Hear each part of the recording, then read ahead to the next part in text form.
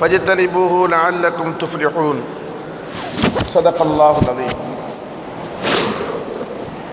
وقال النبي صلى الله عليه وسلم إياكم والخمر فإنها مفتاح كل شيء كل شر أو كما قال عليه الصلاة والسلام.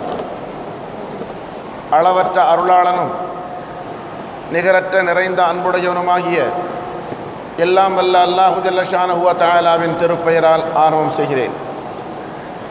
கண்ணியத்திற்கும் மரியாதைக்கும் உரிய அல்லாஹுவின் நல்லடியார்களே, அல்லாஹுவின் அளப்பெரும் கிருபையும் அவனுடைய நிறைவான அருட்கொடைகளும் நம் அனைவர் மீதும் என்றென்றும் நிறைவாக கிடைக்க துஆ செய்தவனாக துவங்குகிறேன். சங்கைக்குரிய அல்லாஹுவின் நல்லடியார்களே, அல்லாஹு ஜல்ல ஷானஹு வ தஆலா நமக்கு அளித்திருக்கின்ற மாபெரும் அருட்கொடைகளில் தீனுல் இஸ்லாம் என்ற இந்த நேர்வழியை அல்லாஹு ஜல்ல ஷானஹு வ தஆலா நமக்கு தந்து அதன் மூலமாக இந்த உலகம் மறு உலகத்தினுடைய வெற்றிக்கான அனைத்து வழிகளையும் அல்லாஹு ஜல்ல ஷானஹு வ தஆலா நமக்கு கற்பித்திருக்கிறார். அல்லாஹ் நமக்கு அளித்த பாக்கியங்களிலே இந்த உலக வாழ்க்கையிலே எதை நாம் செய்ய வேண்டும் செய்யக்கூடாது என்பவைகளை பற்றிய தெளிவான செய்திகள் நமக்கு தரப்பட்டிருக்கின்றன. கண்ணியத்திற்குரிய பெரியோர்களே, அல்லாஹ் நமக்கு அளித்த இந்த பாக்கியங்களிலே இன்றைக்கு நாம் ஒன்றை நினைத்து பார்க்க வேண்டிய ஒரு காலகட்டத்திலே இருக்கிறோம்.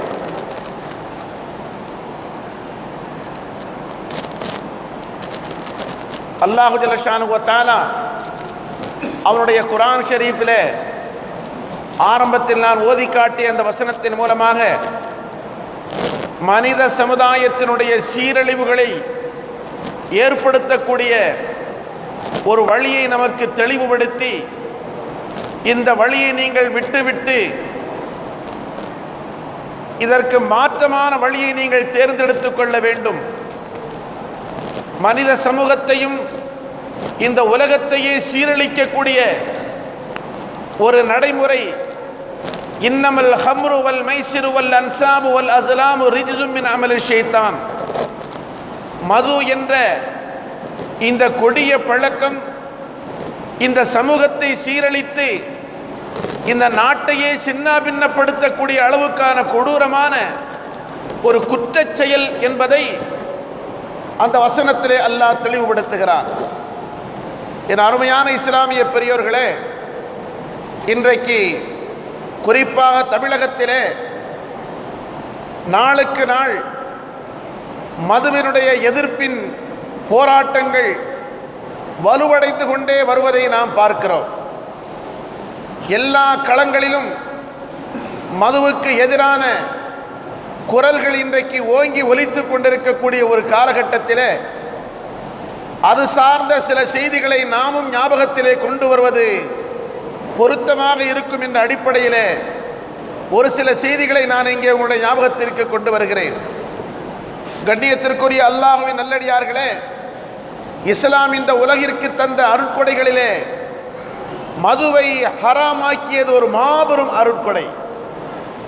மதுவை தடை செய்து இந்த மதுவினுடைய வழி மனு சமுதாயத்தினுடைய சீரழிவின் வழி என்பதை அல்லாஹு ஜல்ல ஷானஹு வ தஆலா தெளிவுபடுத்தியதோடு நபிகள் நாயகம் ஸல்லல்லாஹு அலைஹி வஸல்லம் அவர்கள் சொல்லி காட்டினார்கள், ஒய்யாக்க வல் ஹம்ர, மது என்ற இந்த கொடிய குற்றத்தை விட்டு உங்களை நான் எச்சரிக்கிறேன். ஏனென்று சொன்னால் ஃபஇன்னஹா மிஃப்தாஹு குல்ல ஷர்ரின், மனித சமூகத்தில் ஏற்படக்கூடிய அனைத்து தீமைகளுக்கும் அடிப்படையாக இந்த மது அமைந்திருக்கிறது.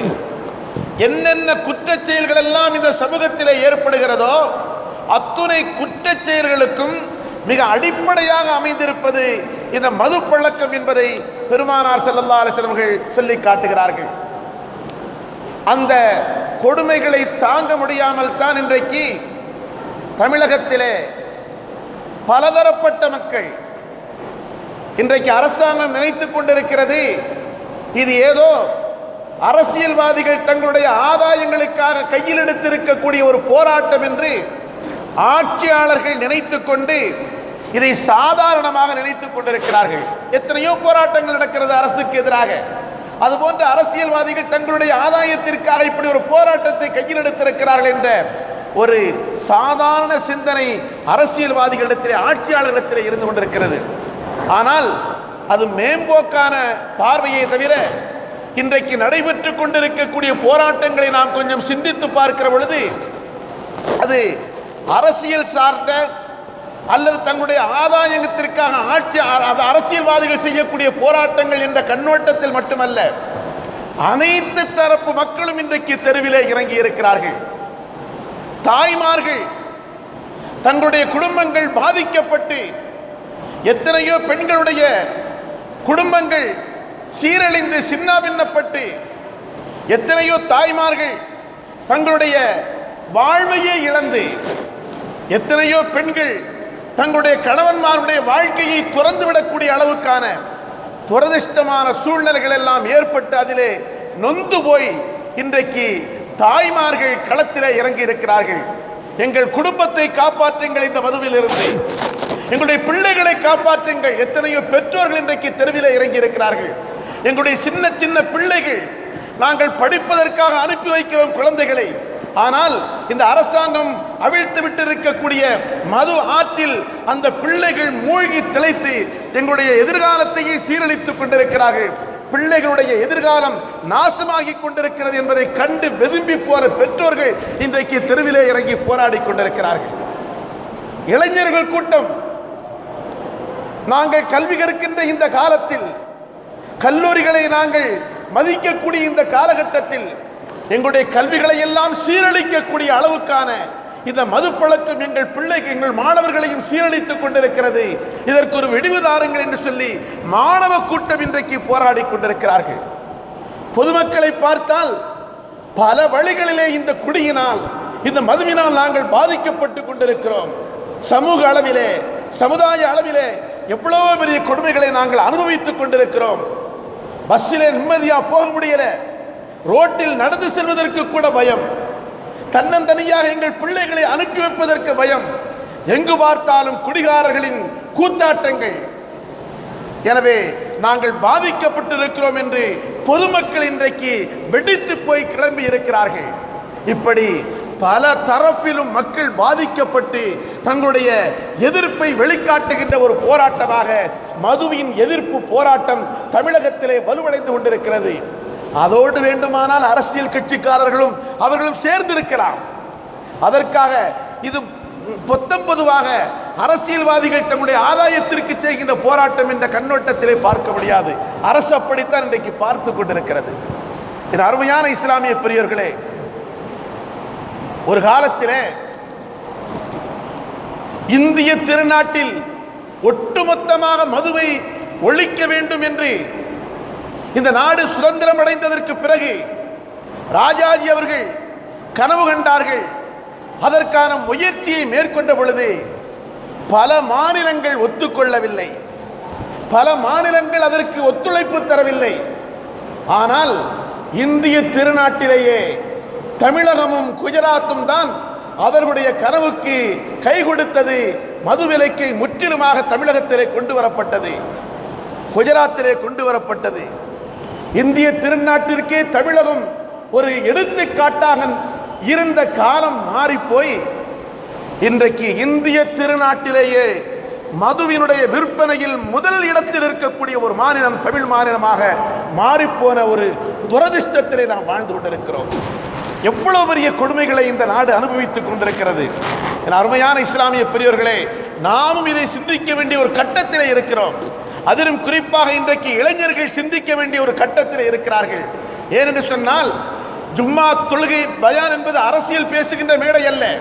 இருந்தாலும் கூட நம் நாட்டினுடைய, நம் தமிழகத்தினுடைய பழைய வரலாறுகளை நீங்கள் தெரிந்து கொள்ள வேண்டும் என்பதற்காக சொல்கிறேன். ஆட்சியாளர்கள் மாறி இன்றைக்கு யாரும் யாரையும் குறை சொல்லிவிட முடியாது. எந்த ஆட்சியாளர்களும் பிற அரசியல்வாதிகளை குறை சொல்லக்கூடிய அளவுக்கு அல்ல. அத்தனை பேரும் இதிலே தவறிழைத்தவர்கள் தான் பொதுவாக. ஆக ஆட்சியாளர்கள் சொல்லக்கூடிய மிக முக்கியமான ஒரு காரணம் என்ன தெரியுமா? நாங்கள் இதை கொண்டுதானே, இந்த வருமானத்தை கொண்டுதானே ஆட்சியில் பெரும்பகுதி செலவினத்தை ஈடுகட்டி கொண்டிருக்கிறோம். உண்மைதான். எவ்வளவு பெரிய வருமானம் வருகிறது தெரியுமா? 23,000 கோடி ஒரு ஆண்டுக்கு தமிழகத்திற்கு வருமானம் வருகிறது. 23,000 கோடி ரூபாய். அதை எப்படி இழக்க முடியும் என்று ஆட்சியாளர்கள் கேட்கிறார்கள். ஆனால் இந்த தமிழகத்தை இதற்கு முன்னாலே ஆண்டவர்களுடைய வரலாறுகளை எல்லாம் நீங்கள் தெரிந்து கொள்ள வேண்டும். முற்றிலுமாக மதுவை ஒழித்துவிட்டு இந்த தமிழகத்தை ஆட்சி செய்த ஆட்சியாளர்கள் எல்லாம் தமிழகத்தை என்ன மூழ்கடித்து விட்டார்களா? தமிழகத்தை ஆட்சி நடத்த முடியாமல் ஓடிவிட்டார்களா? வரலாற்றை நினைத்து பாருங்கள்.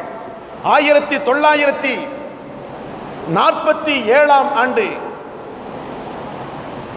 தமிழகத்தினுடைய முதல்வராக இருந்தவர் அன்றைக்கு ஓமத்தூர் ராமசாமி என்பவர்கள் சுதந்திரம் அடைந்த ஒரு சில ஆண்டுகளிலேயே இந்த தமிழகத்திலே முழுவதுமாக மதுவிலக்கை கொண்டு வர வேண்டும் என்று முயற்சித்தார்.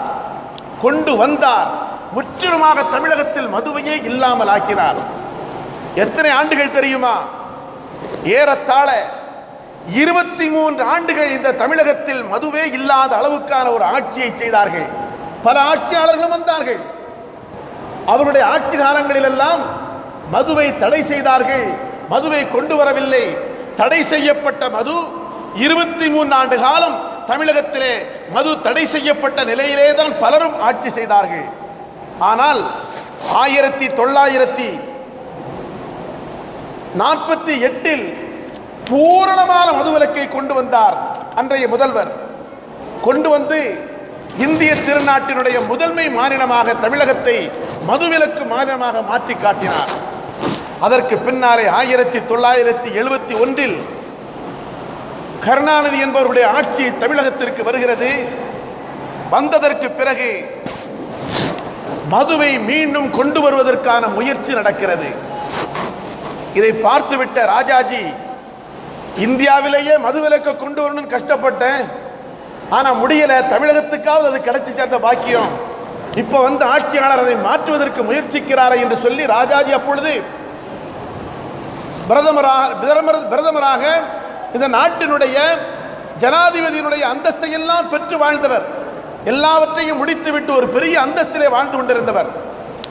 அவர் முதல்வருடைய வீட்டை நாடி செல்கிறார்.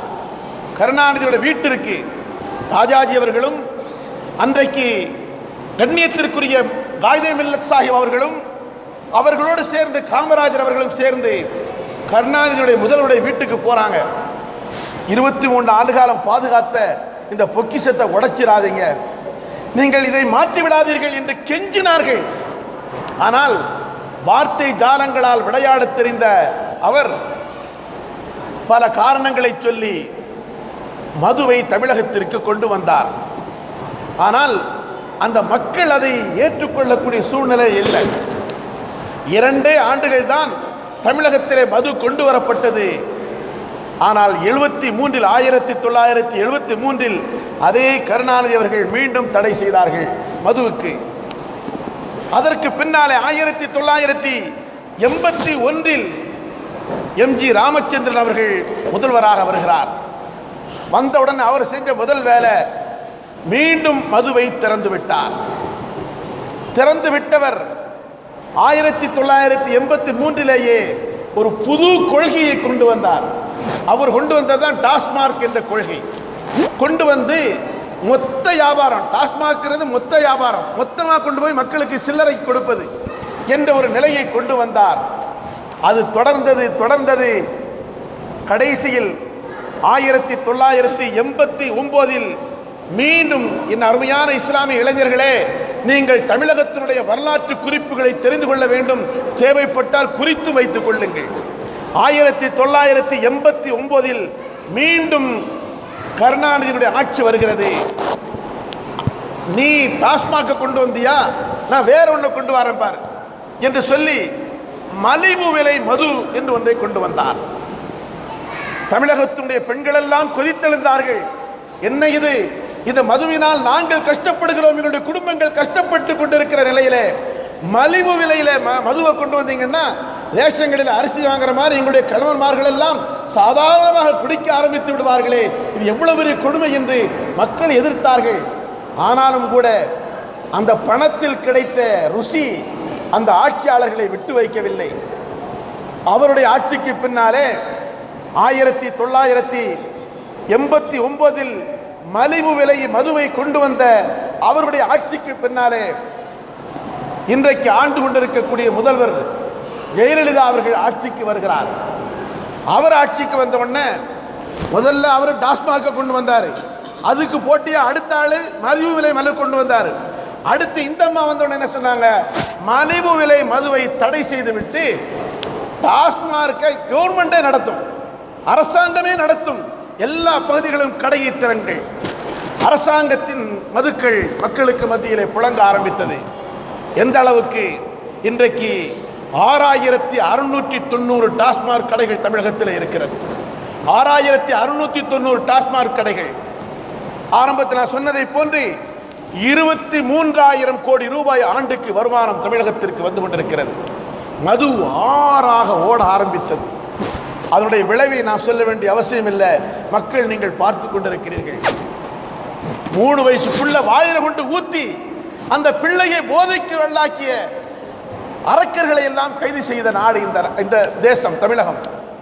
அது மட்டுமல்ல, இந்த பெருமானார் ஸல்லல்லாஹு அலைஹி சொல்லி காட்டினார்களே, மதுவினுடைய கொடுமைகள் எல்லா பாவங்களின் அஸ்திவாரமாக அமைந்திருக்கிறது. மதுவை ஒருவன் தொட்டுவிட்டால் அத்துணை குற்றத்திற்கும் அதுவே காரணமாக அமைந்து விடுகிறது. பெருமானார் சொல்லி காட்டிய அந்த பொன்னெழுத்துக்களால் பொறிக்கப்பட வேண்டிய அந்த வார்த்தை இன்றைக்கு நிதர்சனமாக பார்த்து கொண்டிருக்கிறோம். நீங்கள் பத்திரிகை படிக்காதவர்கள் அல்ல, செய்திகள் தெரியாதவர்கள் அல்ல.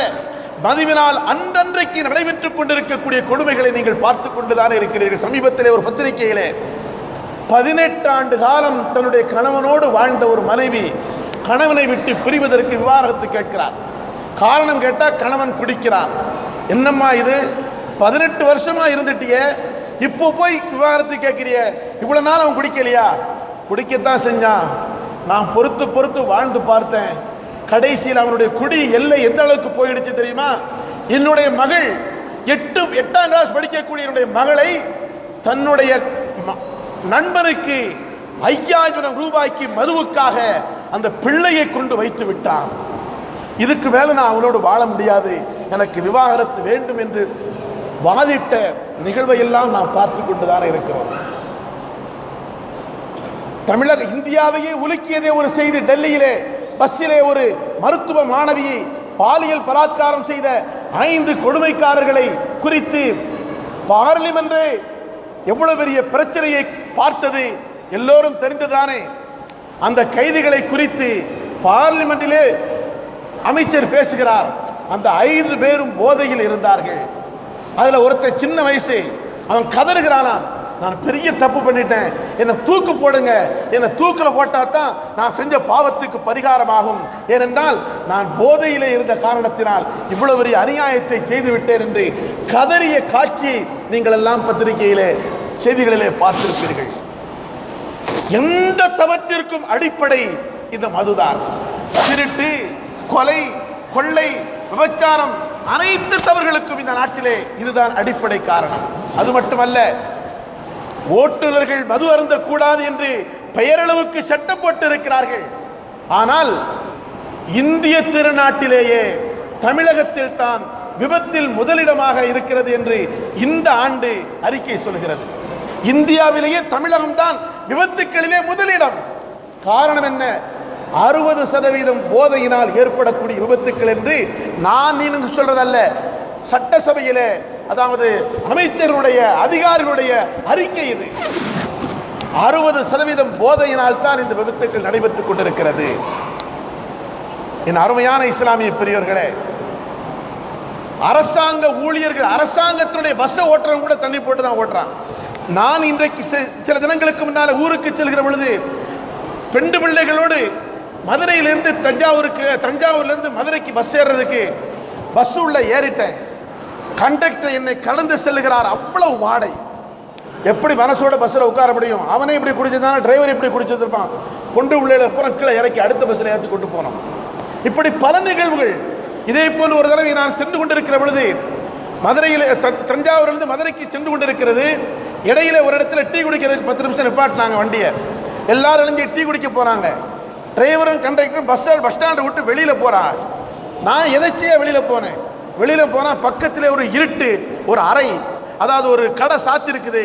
அந்த கடைக்கு முன்னாடி ஒருத்தன் பையில வச்சுக்கிட்டு உட்கார்ந்து இருக்கிறான். இந்த 2 பேரும் போய் சாப்பிட்டு திரும்பி வர்றாங்க.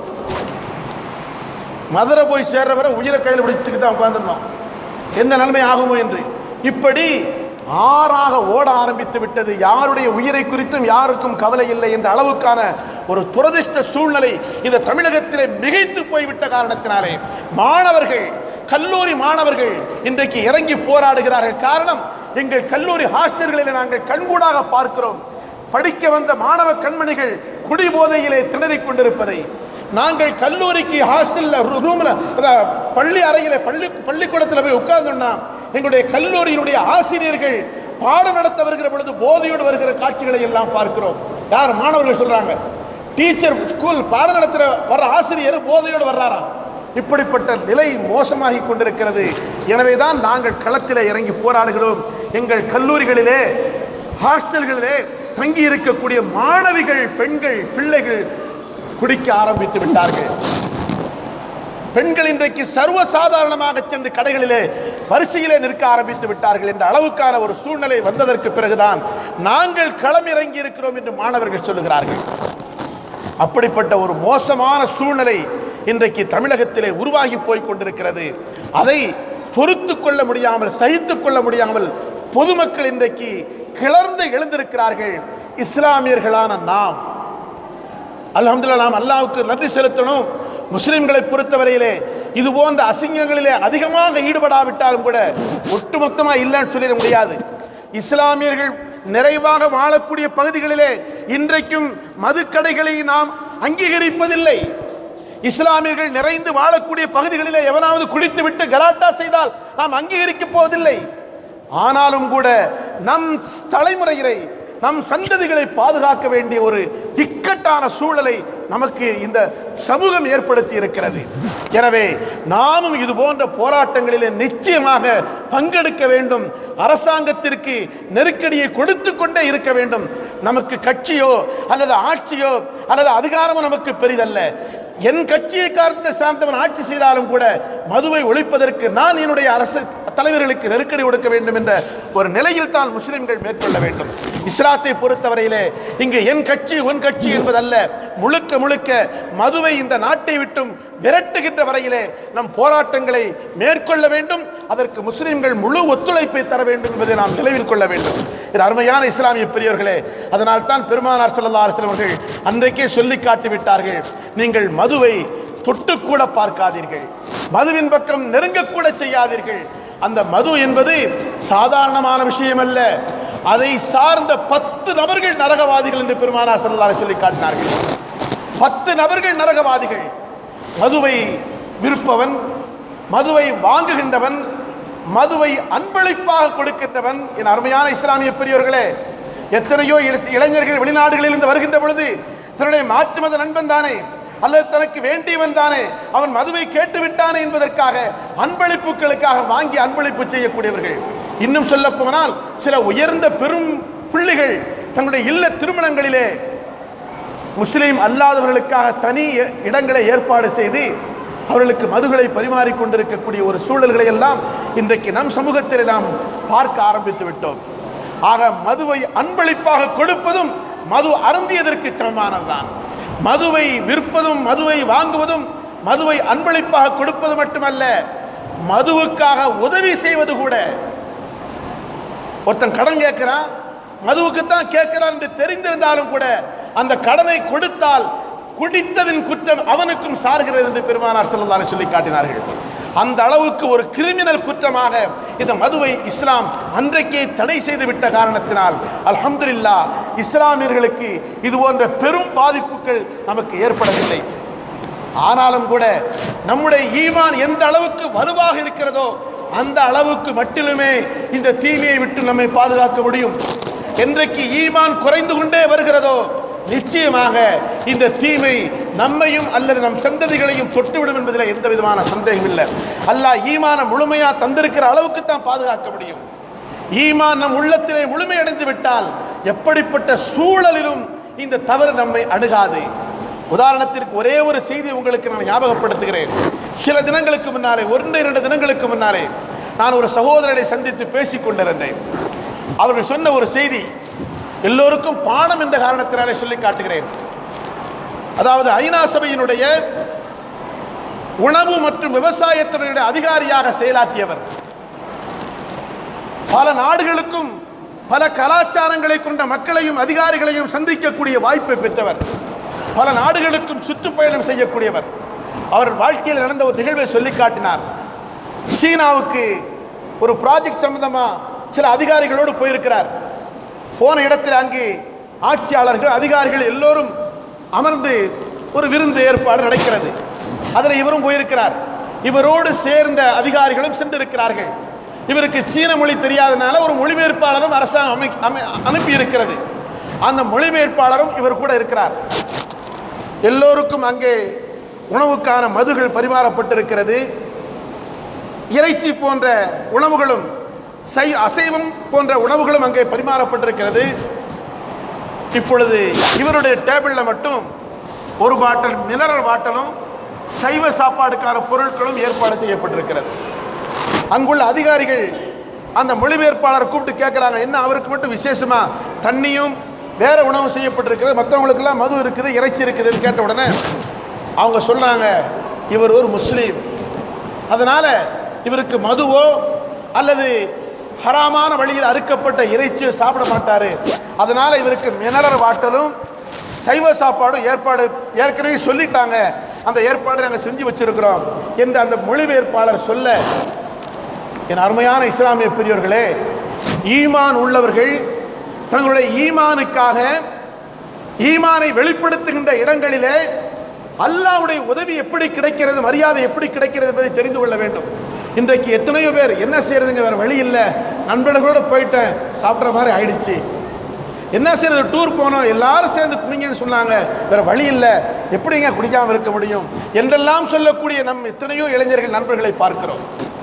அந்த இடத்திலே அவர் சொன்ன அந்த கருத்தை அந்த அதிகாரிகள், அந்த ஆட்சியாளர், அந்த நாட்டினுடைய பிரதமர் தெரிந்து கொண்டு சொன்னாராம், அப்படியானால் சீனாவில் இருக்கக்கூடிய இஸ்லாமிய நினைவு சின்னங்களை எல்லாம் இவருக்கு சுற்றி காட்டுவதற்கு அரசாங்கத்தின் சார்பாக தனி ஏற்பாடு செய்யுங்கள்.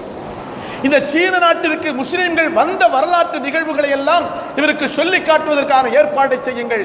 சனி ஞாயிறு 2 நாள் ஃபுல்லா அவருக்கு இதுதான் வேலை என்று அதிகாரிகளுக்கு கட்டளையிட்டார். அந்த அதிகாரிகள் இவரையும் இவருடைய உடன் வந்த மற்ற அதிகாரிகளையும் அழைத்துக் கொண்டு சீனாவில் உள்ள முக்கியமான பள்ளிவாசல்கள், முக்கியமான இஸ்லாமிய சின்னங்கள், அந்த சீனாவிற்கு இஸ்லாம் வந்த வரலாற்று நிகழ்வுகளுடைய சரித்திர இடங்களை எல்லாம் கொண்டு போய் சுற்றி காட்டினார்கள் என்று நான் அவர் சொல்லி காட்ட பெருமை அடைந்தேன். ஒரு ஈமானை பாதுகாத்துக் கொள்வதற்கு மதுவை தொடமாட்டேன் என்று சொன்ன அந்த நபருக்கு அல்லாஹ் கொடுக்கக்கூடிய கண்ணியம் இது அவருக்கு மட்டுமல்ல, எல்லா இஸ்லாமியர்களும் தங்களுடைய ஈமான் எந்த அளவுக்கு வலுவடைந்திருக்கிறதோ அந்த அளவுக்கு அல்லாஹ் ரசூலுடைய கட்டளைகளை, ஹராமியத்தான வழிகளை தவிர்ந்து அல்லாஹ்வை பயந்து வாழக்கூடிய சூழ்நிலைகள் ஏற்படுகிற பொழுது அல்லாஹ் அதற்கான வழிகளை லேசாக நமக்கு தருவார். ஆக இது முஸ்லிம்களுக்கு சம்பந்தம் இல்லை. தமிழ்நாட்டில் மதுவை எதிர்த்து ஏதோ ஒரு கூட்டம் போராடி கொண்டிருக்கிறது. நமக்கு என்ன வந்தது, நாம் என்ன குடிக்கிறோமா, நம் பிள்ளைகள் குடிக்கிறார்களா, மதுவுக்கு நமக்கு தான் சம்பந்தமே இல்லையே, யாரோ போராடுகிறார்கள், போராடி விட்டு போகட்டும், அரசாங்கம் எதையோ செய்து விட்டு போகட்டும் என்று நாம் இருந்துவிட முடியாது. ஏனென்றால் ஒரு பழமொழி சொல்வார்களே, நல்லோருக்கு பெய்யும் மழை எல்லோருக்கும் என்று சொல்வதை போன்று தீயோர்களுக்கு ஏற்படும் விளைவின் பாதிப்பு நல்லோரையும் சாரும் என்பதில் எந்த சந்தேகமும் இல்லை. அதனால இது போன்ற போராட்டங்களிலே நாமும் முன்னுரிமை கொடுக்க வேண்டும், நாமும் அரசாங்கத்திற்கு நெருக்கடி கொடுக்க வேண்டும், நாமும் நம்முடைய எதிர்ப்புகளை முடிந்த அளவுக்கு காட்ட வேண்டும். அந்த வழியிலே நாம் அல்லாஹ்விடத்திலே துஆ செய்வோம். நிச்சயமாக நாம் வாழ்கின்ற இந்த பூமி மதுவற்ற பூமியாக, நாம் வாழ்கின்ற இந்த மாநிலம் மதுவுக்கு இடமே இல்லாத மாநிலமாக நிச்சயமாக உருவாக்க முடியும். ஏனென்றால் இந்த வருமானத்தை வைத்துத்தான் அரசை நடத்துகிறோம் என்று சொல்லக்கூடியவர்களுக்கு இந்த மக்களை இன்றைக்கு பதில் சொல்ல ஆரம்பித்து விட்டார்கள். மக்களே பதில் சொல்லுகிறார்கள். போராட்ட களங்களில் நீங்கள் பார்க்கத்தானே செய்கிறீர்கள். மாணவர்கள் சொல்லுகிறார்கள், மதுவில் கிடைக்கக்கூடிய லாபத்தை வைத்து எங்களுக்கு இலவச கணனி வேண்டாம் என்று சொல்லுகிறார்கள். தாய்மார்கள் சொல்லுகிறார்கள், மதுவினால் எங்கள் குடும்பத்தை எல்லாம் சீரழித்து விட்டு அந்த காசை கொண்டு எங்களுக்கு இலவச பொருட்களை தருகிறோம், கிரைண்டரை தருகிறோம், மிக்சியை தருகிறோம், ஃபேனை தருகிறோம் என்று எங்களை ஏமாற்றாதீர்கள். எங்களுக்கு எங்கள் மக்களை, எங்களுடைய குடும்பத்தை அழித்து விட்டு எங்களுக்கு அந்த லாபம், அந்த இலவசம் தேவையில்லை என்று பெண்கள் சொல்லுகிறார்கள். பொதுமக்கள் சொல்லுகிறார்கள், அரசாங்கம் எங்களுக்கு ₹1 அரிசியை போட்டுட்டு 70 ரூபாய் டாஸ்மார்க்ல ஒரு பாட்டிலுக்கு வாங்கிடுறான். அப்படியானால் எங்களுடைய சந்ததிகள் எல்லாம் அந்த அரிசியை வாங்கி சாப்பிட்டு கொண்டு வருமானத்தை எல்லாம் டாஸ்மார்க்ல கொண்டு கொடுத்து கொண்டிருக்கிறார்களே என்று போராடி கொண்டிருக்கக்கூடிய மக்களை பார்க்கிறோம்.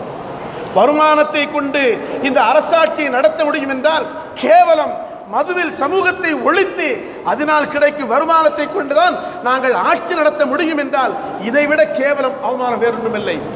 இந்தியாவிலேயே மதுவை அறவே ஒழிக்க முடியாது என்று சொன்ன மாநிலம் கேரளா. கேரளாவிலே உம்மன் சாண்டி அவர்கள் ஒரு சில ஆண்டுகளுக்கு முன்னாலே அறிவிப்பு செய்தார்கள், 10 ஆண்டுகளுக்குள் என் கேரளாவில் முழு மதுவிலக்கை நான் கொண்டு வந்து விடுவேன். அதே மாதிரி ஆரம்பிச்ச அன்னைக்கே சொன்னாரு, 418 அரசு பார்களை இன்றைக்கு மூடுகிறேன். மூடுன அடுத்த வருஷம் சொன்னாரு, 8000 கோடி எனக்கு நஷ்டம். 8000 கோடி, 416 பார்களை மூடுனதுனால மட்டும் 8000 கோடி அரசுக்கு நஷ்டம். இருந்தாலும் பரவாயில்லை, அடுத்த ஆண்டு மிச்சம் இருக்கக்கூடிய அனைத்து அரசு பார்களையும் நான் மூடிவிடுவேன், அந்த நஷ்டத்தை வேறு வழியிலே நான் ஈடு செய்வேன் என்று உம்மன் சாண்டி சொன்னார். இன்றைக்கு வெற்றி கண்டு கொண்டிருக்கிறார். ஏன் முடியாது? நிச்சயமாக முடியும். ஆக ஆட்சியாளர்கள் இதை அரசியலாக பார்க்கிறார்கள்.